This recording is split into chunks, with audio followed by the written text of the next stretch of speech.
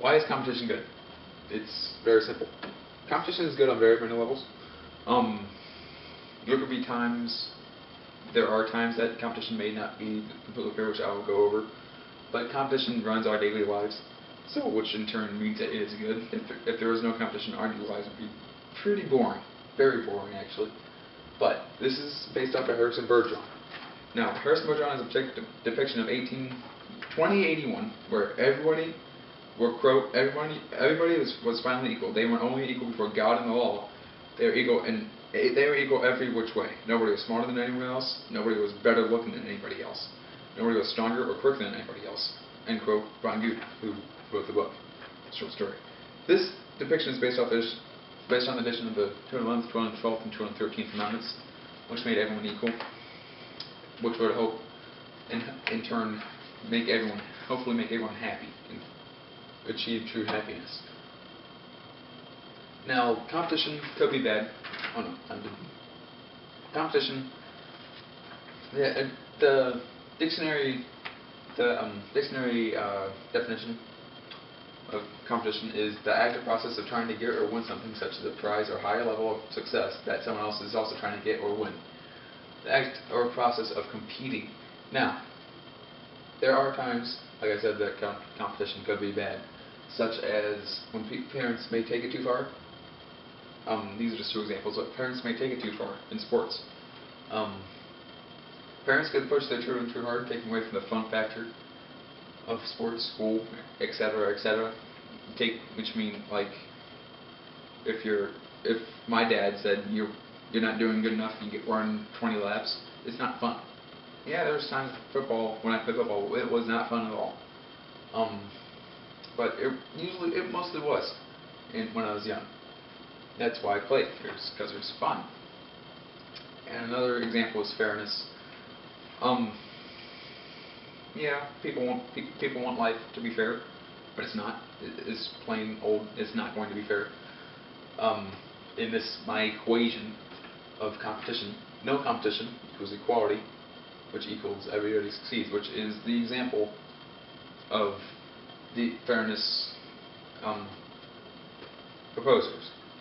Now, the inverse of this equation is nobody succeeds, which equals no competition equals equality. Take out everybody succeeds, nobody succeeds. If nobody succeeds, then we would all be... First off, I am 35 years old, I am divorced, and I live in a van down by the river. If everybody succeeds, they won't have the feeling of succeeding, of rising up against everyone else, as the definition term stated.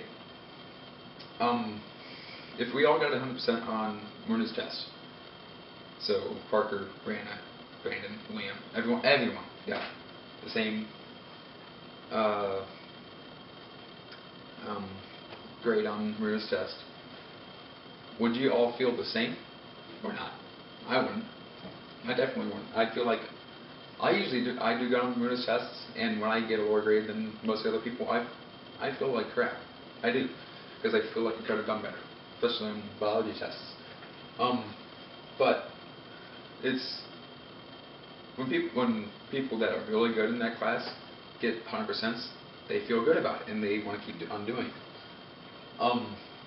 But that's how competition could be bad. I just shut that down pretty much.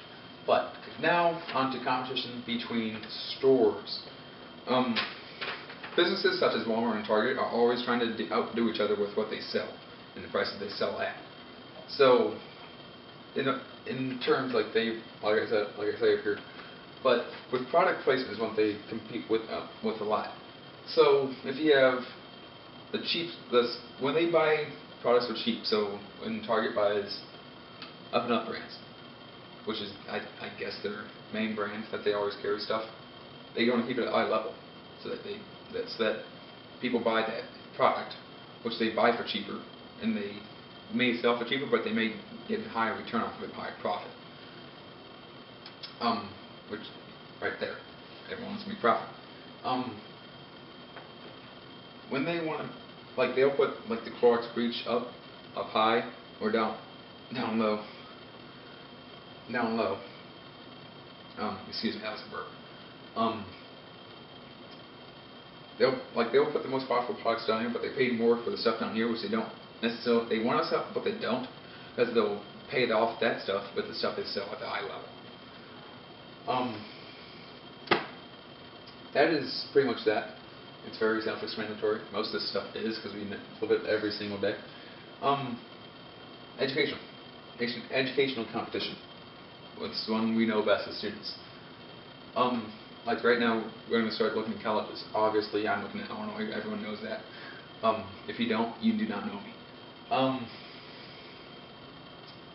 Like, we compete for scholarships, top of class. Like we just got our class placements this week. We compete for grades, like I explained with Moore's test on the first part. When competition, when I was shooting up competition, that competition was bad. But looking at Illinois, University of Illinois had a band of Champaign.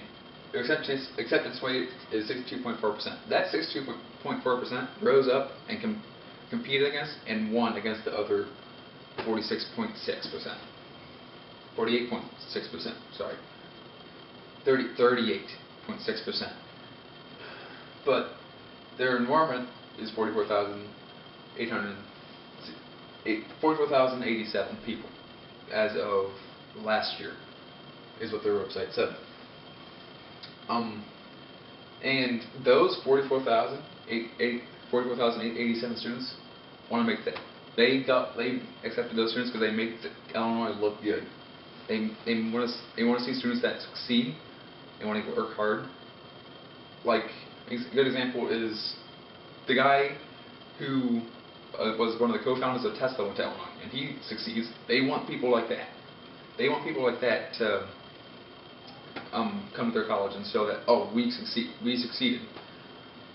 Like my dad works for Verizon, he went to Illinois, and he succeeds. They want people like that work hard and succeed and keep working throughout life. This applies to every college. I just use Illinois because it's my favorite, as everyone should know. Sports competition is extremely self-explanatory. That's the whole reason we have sports. No competition equals no sports. There's like, we build huge million-dollar complexes just to host sporting events. NASCAR tracks, football stadiums, soccer stadiums, baseball diamonds, such as Budweiser Field in St. Louis, Soldier Field in Chicago, our home field, Bear Stadium, Daytona, Talladega, Indianapolis, all of them. I don't know any soccer fields, but it's everything. The whole thing with sports is competition. If you have no competition, no sports.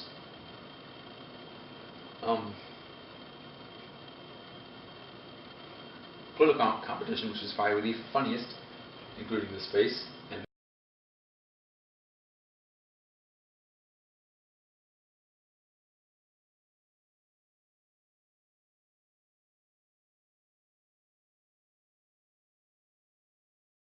that face. See, I picked up good pictures if you can see them.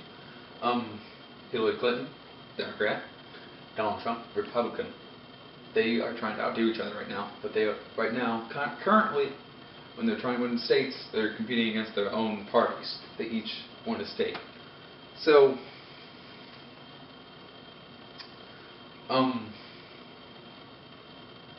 like, he's competing against Ted Cruz.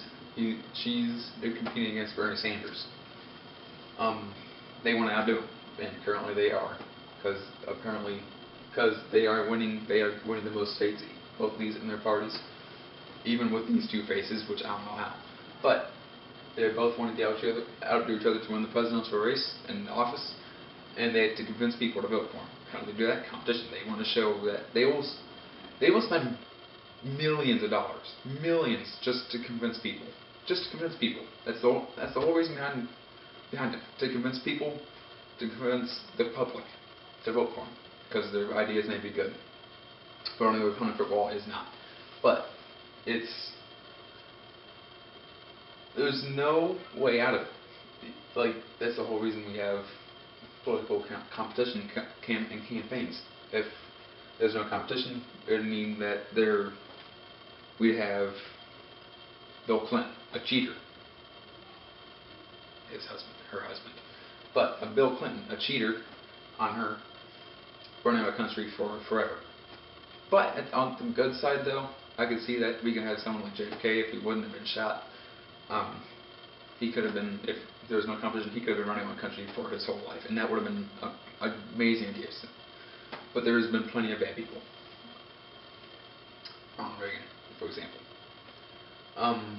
But there's several other examples. There's either just 5 or 6 examples of competition. There's no way we could do anything without competition. Business competition. It's kind of like stores where I work at Woodside. We're competing against KOA all the time, and we try and outdo them with service, cleanliness, prices, all that. Home feel is one of our big ones. We want to feel like people are at home. That's how we compete. There's, like, if KOA can't offer that, people will come to us. If we can't offer that and they like something that KOA has, they go to KOA. That's basically it. There's so many examples of competition that I can't go through all of them. It's just that competition is probably the most important thing in our lives as of today. Like, especially now, since we're, like I said, with educational, our most important thing is educational competition. We are always trying to outdo each other and outdo other people that we do not know to get into colleges. So that's pretty much a wrap for this. I want to thank you for watching this. This hopefully isn't as long as my last one, and it's hopefully much better. Thank you.